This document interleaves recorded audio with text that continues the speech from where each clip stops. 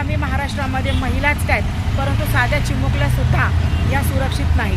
महिलांच्या सुरक्षिततेचा त्यांच्या वर होणाऱ्या अत्याचारांचा एवढा गहन प्रश्न समोर असताना महिलांवर होणाऱ्या अत्याचारांवर जर एखादे आंदोलनं करत असतील किंवा त्याचा निषेध करत असतील तर त्याचंसुद्धा राजकारण या राजकारण्यांमार्फत होत आहे। ही खूप लज्जास्पद गोष्ट आहे।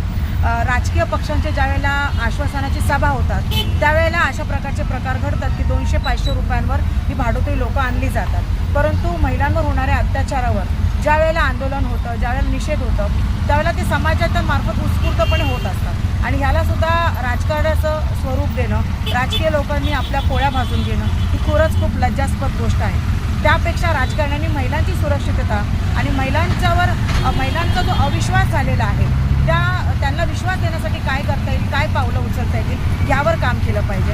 या असल्या कुरघोड्या करणं, असलं खालच्या दर्जाचं राजकारण करणं